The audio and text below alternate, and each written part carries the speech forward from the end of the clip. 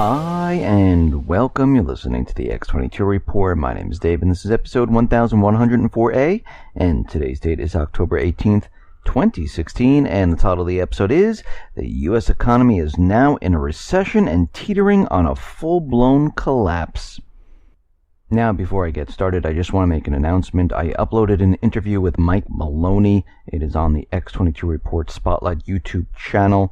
So all you need to do is go over to YouTube, type in X22 Report Spotlight. It'll bring you right to the video. Or you can come over to the x22report.com site. Scroll down a little bit. You'll see the video on the right-hand side. You can play it right there. Or you can go to newssentinel.com. Same thing. Scroll down a little bit. Look over to your right-hand side, and you can play the video there. Let's get into the economic collapse financial news.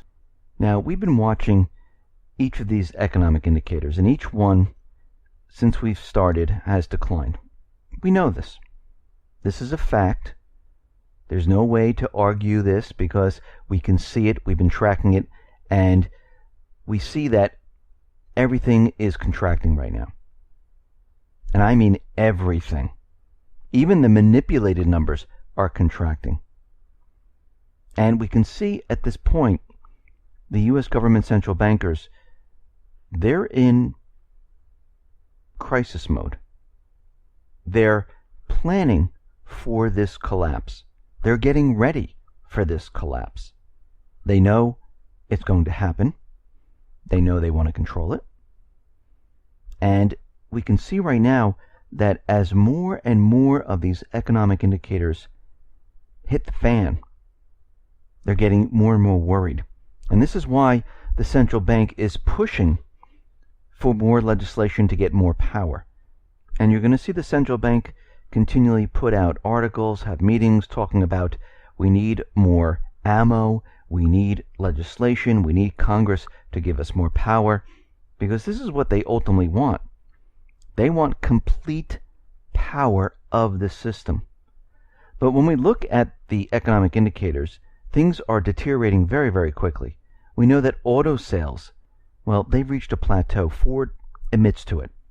They know that auto sales are going nowhere right now. And what they're seeing is a surge in delinquent subprime auto borrowers.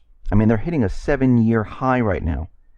And of course, all the automobile companies, they're handing out incentives, trying to get people in there to purchase the cars. And we saw this prior to 2008, which put these companies into bankruptcy.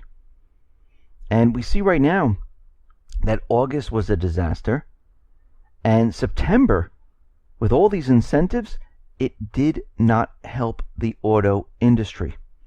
We see Ford is shutting down some plants in Louisville, Kentucky, the factory building that builds the Escape, the Lincoln MKC, the sport utility vehicle. Well, they're closing it down. They're closing plants in Mexico that make the Fusion sedan, the Fiesta. The second largest U.S. automaker will close the F-150 factory near Kansas City for 7 days. Worst of all, while the rest of the U.S. manufacturing sector has been in a decline, the auto industry was really like the only shining light for U.S. manufacturing. And now that light is going out. So this is going to have a huge impact on the economy once again, and it's going to have a huge impact on how the economy is really doing. And we see more and more companies, the sales, the revenue, they're not hitting what they used to hit, like back in the good old days. We see IBM right now, after 17 consecutive quarters, more than 4 years of declining annual revenue growth, IBM reported the third quarter revenues at $19.22 billion. Well, they beat their consensus of $19 billion, but it's still 0.3% lower than a year ago. So this is the 18th consecutive quarter of declining revenues. Now, during the Great Recession, guess what? They had 3. Actually, 4. I'm sorry. They have 4. And now we're way past that. And of course, you know what the companies do at this point. They lay off individuals. They cut costs. And then they say, oh, the company is profitable once again. But when you look back to the way the company was and what it is today, it's completely different. It's maybe half the size. They have half the buildings. They have half the manufacturing. They have half of everything. We see it in retail. It happens all the time. I don't know if many people remember Circuit City. They had stores all over the place, and they said, oh no, there's nothing wrong with Circuit City. We're just closing a couple of stores here and there. And as they continually closed stores, well, they couldn't generate the sales. Even though they laid off a lot of people, they cut expenses. Eventually what happens is they go out of business. And as the economy continually declines, this is what's happening to all these corporations. They cannot continue on. Now, we've been looking at total industrial production in the U.S., and we know it has fallen to 1% in September, compared to September of 2015, where it was much higher. And we see right now is that this is the first time industrial production index has reached this level. And the last time we saw it at this level was back in March of 2007. So when we look at this, we see business equipment production fell by 1.4%. We see electronics is down by negative 5.8%, clothing down negative 8.2%, paper products down by negative 4.3%. And it goes on and on and on. And what we're seeing is a complete breakdown of industrial production. And when we look at industrial production, is a great indicator to show us when the recession is going to hit. And when we look back, going back to the 1950s, we see that the recession hit every time industrial production declined. The last time it declined was, guess what? In 2007 going into 2008. Prior to that was 2000 going into 2001. And it's consistent throughout time. And we're in the same exact pattern as we were back in 2007 going into 2008. And what this shows us is we're in a recession right now. That's what this means. We are in a recession. We are heading towards a collapse of the entire system. Now, the government is not going to come out and say we're in a recession. They don't do this. The central bank does not do this. They wait until months and months later to even recognize that we were in a recession. But from all the economic indicators and from everything that we've been looking at, they are showing us we are in a recession right now. And what we're seeing is that this is going to continue, because once it starts to drop, the drop accelerates like everything else. And what we're seeing right now is the government, the central banks, they're scrambling because they know that this economy, yes, they can manipulate the rest of the numbers, stock market, GDP, unemployment, but when everything else dies, there's nothing left for them to do. This is why the central bank wants more power. They want more control of the economy, but they'll never be able to control the people aspect of the economy. And this will always be their downfall, no matter what. I know many people say, oh, they can just keep creating currency, they can keep manipulating the numbers, but when everyone is just sitting around, there's no industrial production, there's no manufacturing, there's no retail sales, more and more stores are closing, more and more people being laid off because companies are cutting expenses. Guess what? There will come a time where the economy will not be able to function. I don't care how much currency they print. I don't care how much manipulation there is. It will not be able to function correctly. And the free market, the real economy, it will break through, and that's when the whole thing will start falling apart.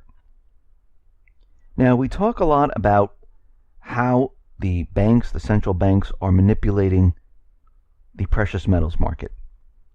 And 2016, well, it's shaping up as the year when all these conspiracy theories are now being confirmed. I remember a couple years ago when everyone was out there, and there are many others that were doing incredible work finding out, who is manipulating the precious metals market. GATA, Bix Weir, and many others, David Morgan, Rob Kirby, they were all out there and they were pointing the fingers and saying, this is all manipulated. And what we're seeing right now is that they were all right. So all these conspiracy theories, they're all coming true. Because what we're seeing is these lawsuits that were pointing fingers at Deutsche Bank, pointing fingers at Nova Scotia, pointing fingers at HSBC.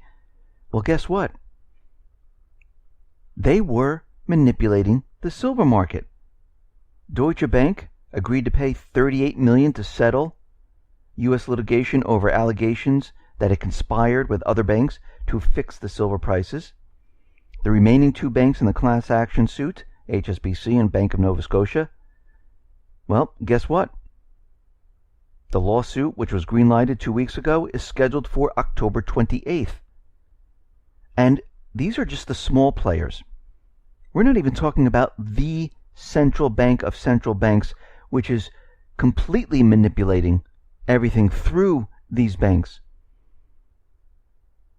And we can see right now that most of these conspiracy theories, this is what they like to call them. I like to call it truth. Most of these truths that are coming out right now, we are continually pushing the envelope to show that everything that's going on around us has been manipulated by the central bank, has been manipulated by the U.S. government, and we have been lied to for years about everything. They have been controlling what we think and what we're supposed to think. And when you break out of that and you stop listening to what they're telling you and you think on your own, you can see what they are doing. You can see through the lies because it doesn't make sense. Everything they're telling you. I mean, Obama is out there telling us that the economy has recovered, everything is fine. We're looking at all the economic indicators, and he just said this today. He's taking his victory lap, telling anyone that doesn't agree with him they're crazy.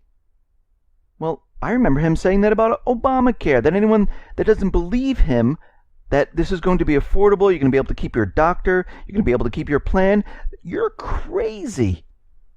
Well, again, he's lying because we've been looking at the truth, we've been looking at the economic indicators, and what do we see? We see we're already in a recession, we're heading into a collapse. That's what we see right now. We have facts to back all of this up. We see Professor Ising. He is out there, and he is the creator of the EU. And what he is saying right now is that the ECB is becoming dangerously overextended, and the whole Euro project is unworkable in its current form. And he's saying that this whole entire thing is a house of cards. It is going to be coming tumbling down. It is a failed experiment. And we can see the centralization that these elites, the globalists, the central banks want. Guess what? It is failing. And failing hard. This is why this economy is going to collapse, and it's going to be a horrific collapse when it does come down. And this time, when it does come down, it's going to be nothing that we've ever seen before. And this is why you need to get prepared for what is coming. Because what you can see is they've been lying to us for a very long time. And truth is coming out. They can't stop it. They'd like to stop it, but it's getting very difficult to stop. And as more of these truths come out, guess what? The system starts breaking down because people start to realize they've been lying. So get prepared for what is about to come. Listen, everyone, thanks a lot for listening. Be well, be safe, and especially be prepared. Thanks a lot.